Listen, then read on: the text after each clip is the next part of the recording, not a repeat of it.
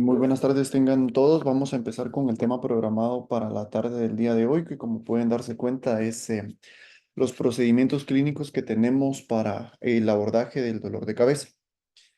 Pues esencialmente empezaremos únicamente hablando acerca del contexto en el cual nosotros nos encontramos.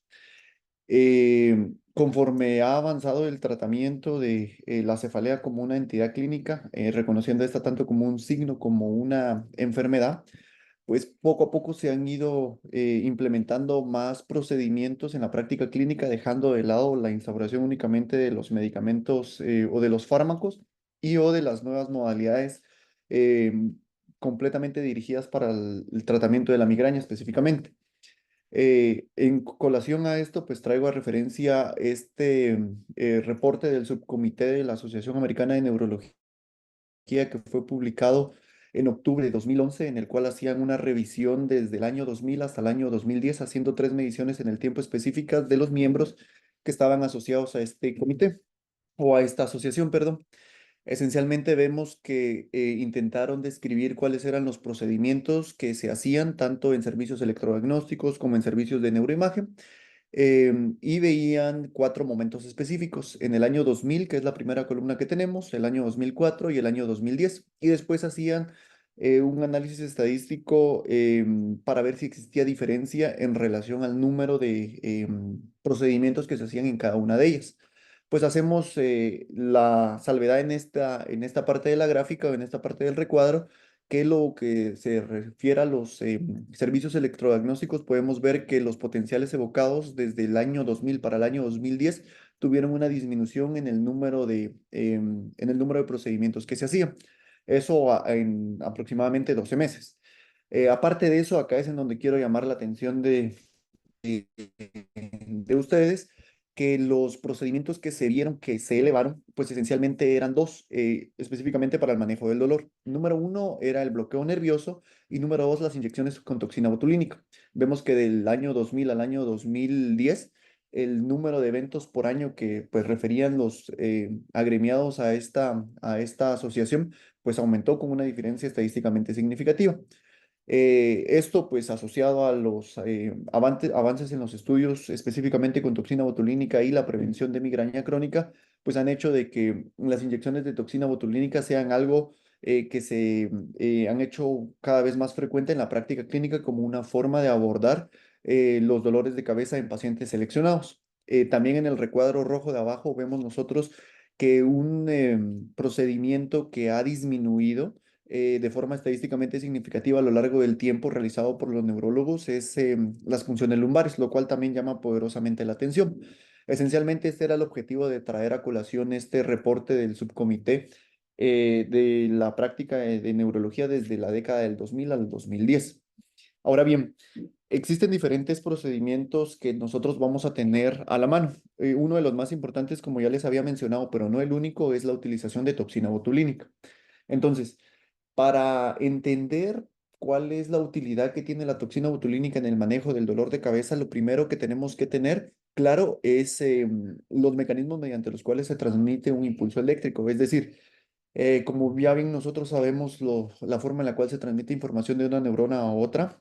en su forma más simple es mediante la sinapsis, que tenemos sinapsis químicas y sinapsis eléctricas. En un mucho mayor porcentaje, las sinapsis que gobiernan el sistema nervioso central y el sistema nervioso periférico son sinapsis eléctricas. Y uno de los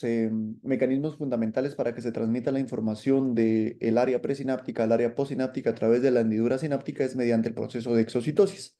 El mecanismo de exocitosis, a grosso modo, diremos de que es la fusión de la vesícula presináptica a la membrana presináptica para la liberación del contenido dentro de la vesícula sináptica y su liberación al espacio o a la hendidura sináptica para que los receptores posinápticos se acoplen al neurotransmisor en este caso, y se transmite el impulso eléctrico mediante la activación de los canales dependientes de voltaje, tanto los rápidos como los lentos.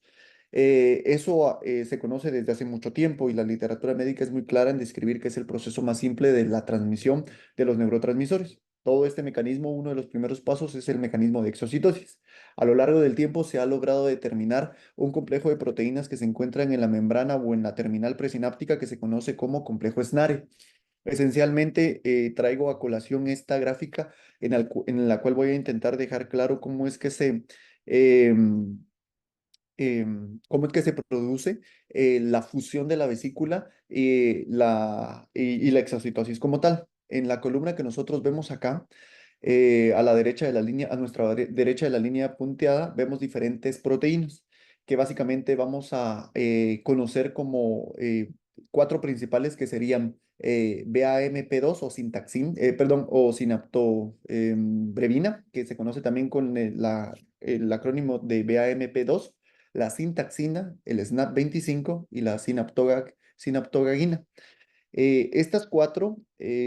van a formar esencialmente las proteínas del complejo SNARE. Después existen otras proteínas que se asocian, como es el MUN-C18, MUN-C13, la complexina, y también van a tener un rol importante en lo que son los iones de calcio, y estos dos NSF y SNAP20, y SNAP alfa son procesos que vamos a mencionar al final de ya cuando termina la exocitosis como tal,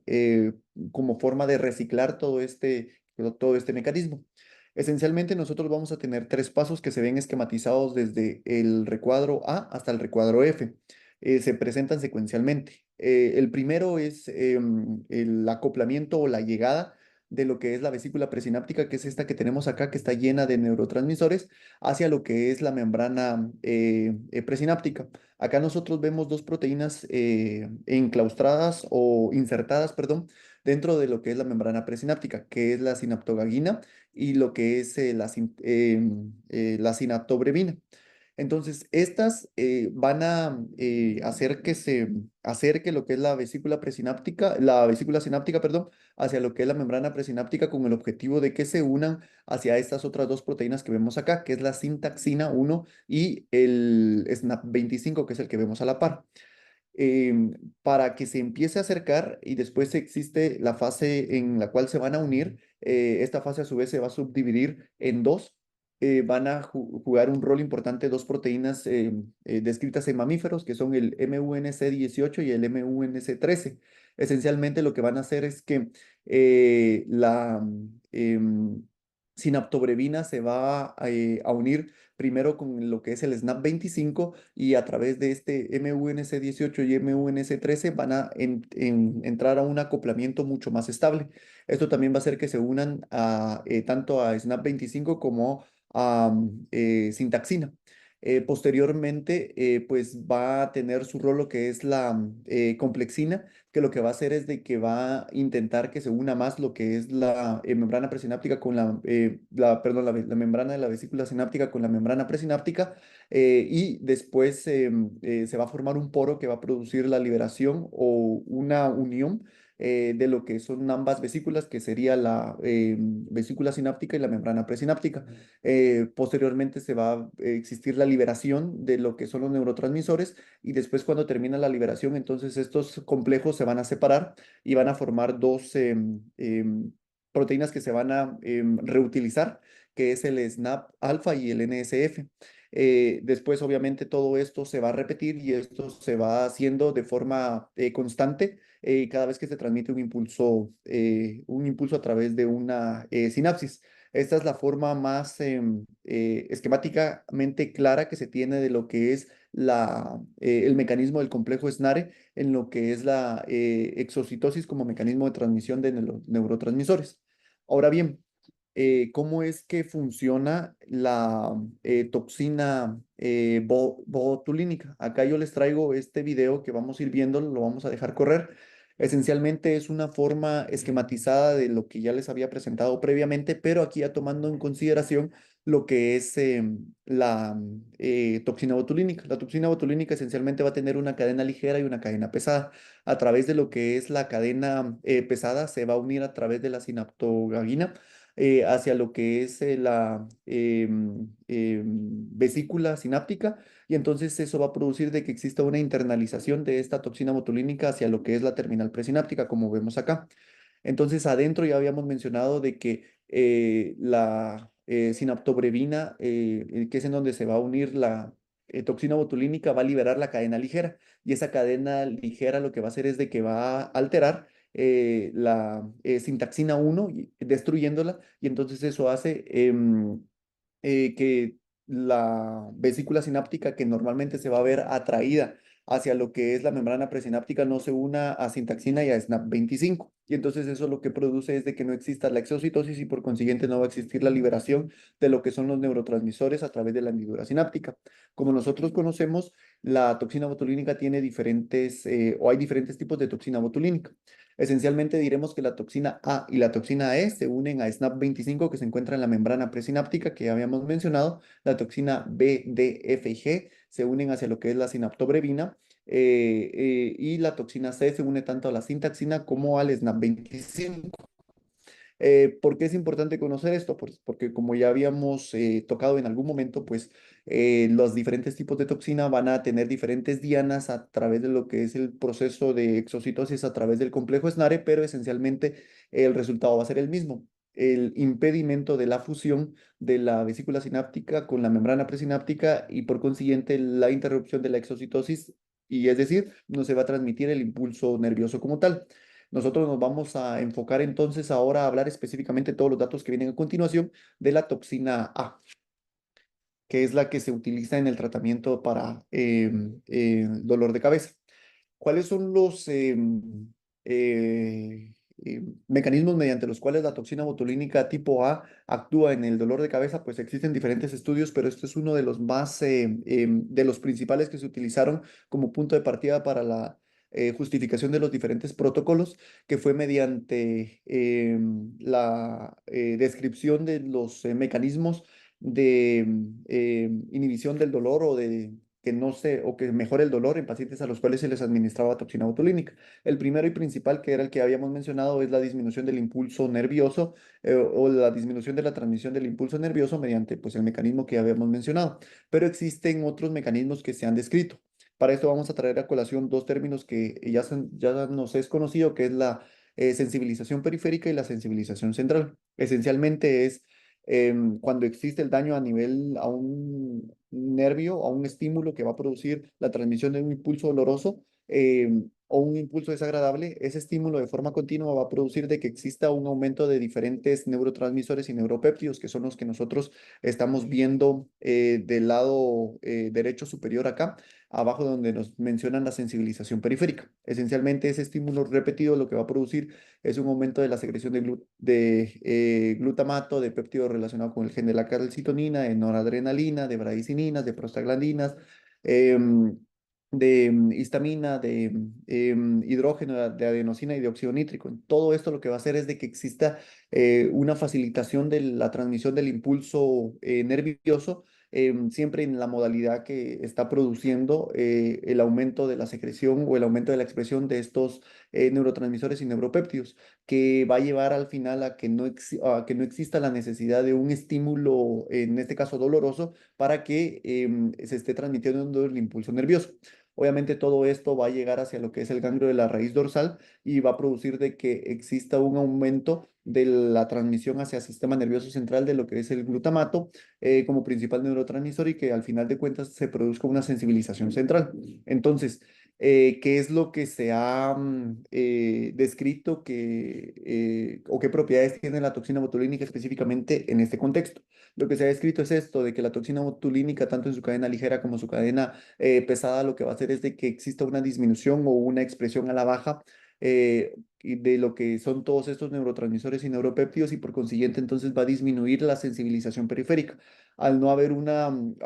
disminución de ese impulso de forma anómala como se produce en la sensibilización periférica, obviamente de forma indirecta se va a producir una disminución de la sensibilización central. Entonces estos mecanismos junto con la alteración en la transmisión del impulso nervioso a través de del bloqueo de la exocitosis como tal, pues es lo que va a producir o le va a dar a la toxina botulínica el efecto farmacológico que se quiere en el contexto del tratamiento del dolor de cabeza. Entonces, la toxina botulínica A recibió la aprobación de la FDA por los Estados Unidos en el 2010, después de que se llevaron a cabo dos estudios paralelos que se conocen ampliamente, que son los que dieron cabida al protocolo PREM, que básicamente son estos, el estudio PREM 1 y el estudio PREM 2. Esencialmente tenían el mismo modelo enrolaban varios pacientes y estos pacientes después eran aleatorizados uno a uno hacia la administración de toxina botulínica en un protocolo en un esquema que ya les voy a mencionar más adelante, y a placebo, y después se veían los episodios de migraña, días libres de migraña, y si había o no una diferencia estadísticamente significativa. Ambos protocolos o ambos estudios estuvieron basados en una fase de doble ciego y en una fase de etiqueta abierta. Esta se cambiaba de doble ciego a etiqueta abierta a partir de las 24 semanas cuando se veía el punto primario. Se existía o existía la administración de toxina botulínica en el día 0, en el día 12, en el día 24, perdón, en la semana 36, en la semana 48, y se les daba seguimiento. ¿Cuáles fueron los resultados que tuvieron? En el PREMPT 1, esencialmente vieron el punto primario, que eran los episodios de dolores de cabeza por 28 días, y aquí vieron que no existía una diferencia estadísticamente significativa, pero después, específicamente en días de dolor de cabeza por 28 días, aquí sí vieron que había una diferencia estadísticamente significativa, tanto obviamente había una disminución mucho mayor con toxina botulínica que con placebo, pero también existía una disminución en días de dolor de cabeza de aproximadamente 5.2 días utilizando placebo. Entonces esto llevó a teorizar que no únicamente la toxina botulínica como tal era lo que influía en la disminución de los días de dolor de cabeza, sino también el simple hecho de la administración o del estímulo con un impulso, en este caso con la administración de la inyección en diferentes puntos, lo que podría influir en lo que es la disminución de los días de dolor de cabeza. En el estudio PREM 2 únicamente vieron los días de dolor de cabeza, y ahí también vieron que existía una diferencia estadísticamente significativa a favor de la toxina botulínica en la disminución de los dolores de cabeza. Pero como les mencioné en el PREP 1, también con el placebo existía una disminución de aproximadamente 5.8 de dolores de cabeza únicamente administrando el placebo, lo cual reafirmaba o lo que habían teorizado los autores del PREP 1, y juntos estos dos resultados llevaron a la aprobación de la toxina botulínica como medicamento aprobado por la FDA para la prevención de migraña crónica. Otro de las interrogantes que surgió a lo largo del tiempo conforme se empezó a instaurar la administración de toxina botulínica para este contexto fue cuánto tiempo dura el efecto. Y entonces se llevó a cabo este estudio que esencialmente se conoce como COMPEL Study. Lo que vieron fueron los efectos a largo plazo de la eficacia y la seguridad de lo que es la toxina botulínica para la prevención de la migraña crónica. Esencialmente lo que hicieron fue el screening 4 semanas antes de los pacientes para ver quiénes eran elegibles y quiénes no eran elegibles para entrar en el estudio. Y después vieron varias visitas desde el día 1 hasta la semana 108, que serían aproximadamente 2 años y fracción. Y ahí midieron lo que es, obviamente, mediante cuestionarios, dos tipos de cuestionarios, que es el PHQ-9 y el HIT-6, para ver los episodios de dolores de cabeza y el impacto del dolor de cabeza. Y entonces vieron si existía o no una disminución con respecto al basal que tenían, que sería en el screening, y si el efecto se mantenía a lo largo del tiempo. ¿Y qué fue lo que encontraron? Pues vieron que de línea de base los pacientes tenían por dolor de cabeza, 22 días al mes de dolor de cabeza. Dentro de la semana 24, después de 2 tratamientos, porque lo administraban cada 12 semanas, vieron que el promedio de días de dolor de cabeza era de 14.6 y que había una disminución de 7.4 con respecto al inicio. Y vieron que este efecto se mantuvo a lo largo del tiempo, y como nosotros podemos ver en la última columna, a nivel de la semana 108, pues los días de dolor de cabeza por mes de 28 días eran de 11.3, y que era una disminución del 10.7 con respecto a la basal que tenía. Aparte de eso, vieron los días de dolor de cabeza no categorizados en 28 días, sino días como tal. Y ahí vieron que de línea de base eran 18 días. Después fueron 11 días y se mantuvo así hasta 8.5 días dentro de la semana 108, con una disminución en promedio de 9.5 días. Es decir, se mantenía el efecto a lo largo del tiempo, incluso hasta 108 semanas, administrándole 9 ciclos de tratamiento, cada 12 semanas, la administración del protocolo PREM como tal. Entonces, la evidencia a lo largo de los años pues ha ido a favor de la administración de la toxina botulínica y su uso por consiguiente ha estado mucho más difundido en lo que es la práctica clínica.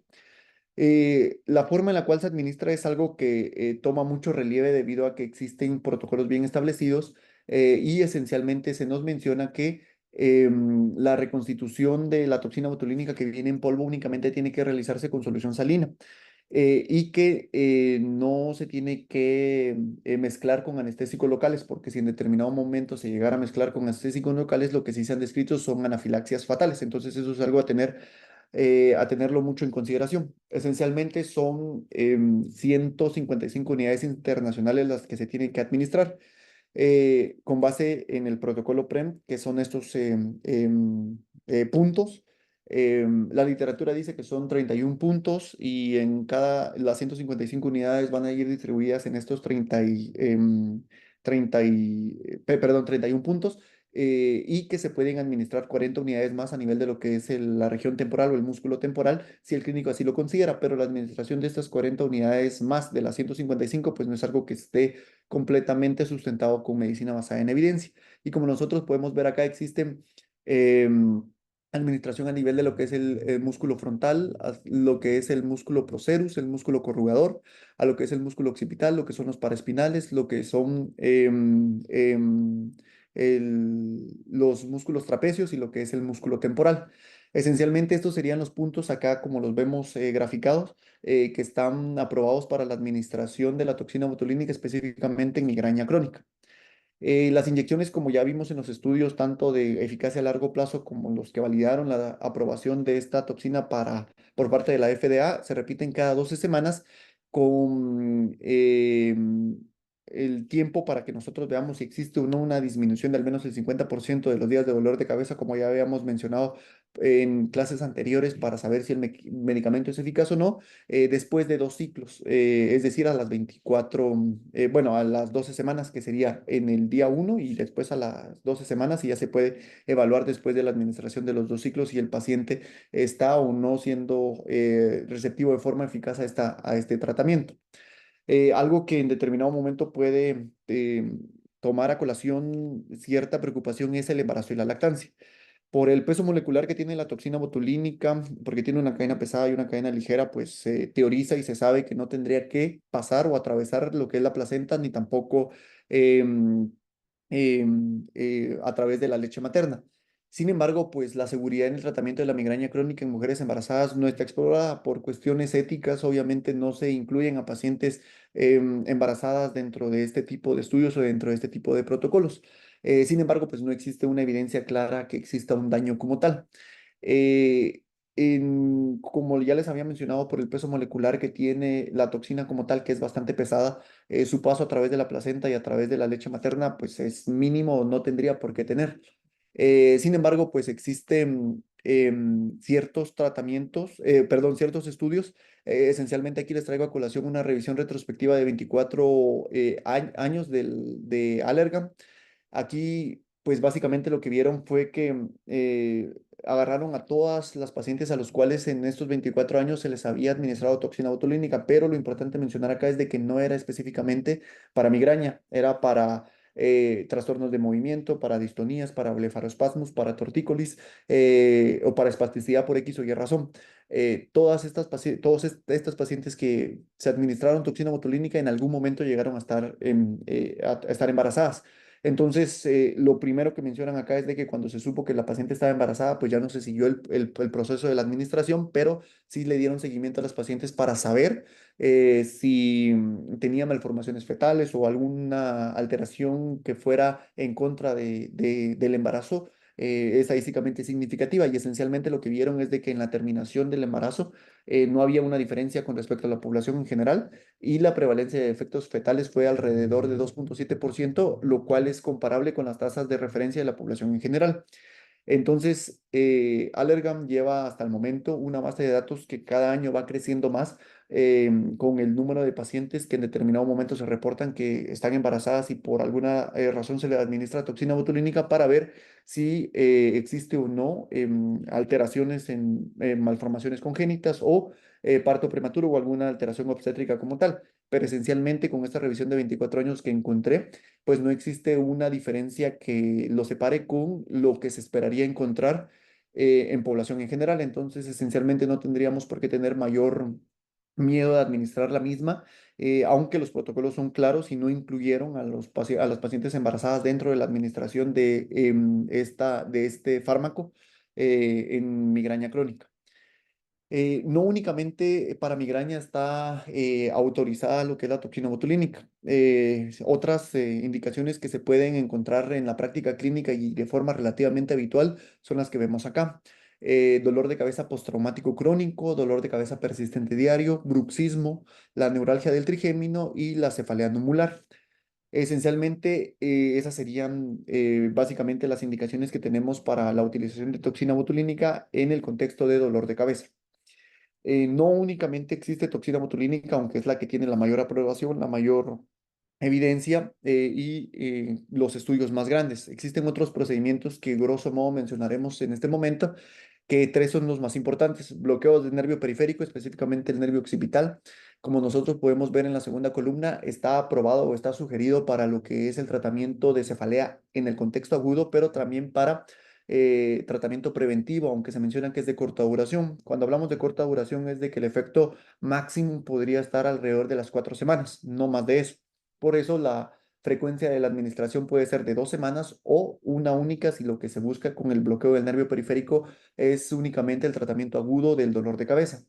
Se ha descrito para diferentes tipos de dolor de cabeza y no solo para migraña, pero migraña en urgencias, como ya habíamos mencionado, migraña preventiva, pero con intervalos mucho más cortos que lo que es la toxina botulínica para la cefalea en racimos. Y cuando hablamos de la cefalea en racimos, estamos hablando de que se tiene que administrar conjuntamente el anestésico, como vamos a ir mencionando más adelante, con esteroides, dosis bajas o en concentraciones bajas y también hay estudios que reportan la utilización y su seguridad en embarazo y población pediátrica.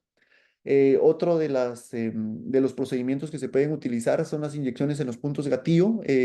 tanto para el bloqueo de nervio periférico, que vamos a hablar de varios nervios en las siguientes diapositivas, como para la inyección en puntos gatillo, nosotros también vamos a mencionar mediante unos esquemas que veremos a continuación, los puntos que se sugieren sean los que se tienen que evaluar en la práctica clínica para ver si entran dentro de la definición de ser un punto gatillo. Este también, la inyección de los puntos gatillos se puede utilizar tanto para el tratamiento agudo de la cefalea, que esencialmente se ha visto en cefalea tipo tensional, como tratamiento preventivo de corta duración. Al igual que los bloqueos de los nervios periféricos, la frecuencia podría ser única si es en tratamiento agudo o a intervalos de 2 semanas si es para tratamiento preventivo, pero esencialmente únicamente se tendría que utilizar en cefalea de tipo tensional. Y los bloqueos los bloqueos ganglionares esfenopalatinos, pues también se pueden utilizar como tratamiento preventivo de corta duración o como tratamiento agudo con la misma frecuencia y los estudios que mencionan la utilización de los bloqueos ganglionares esfenopalatinos hacen referencia a migraña crónica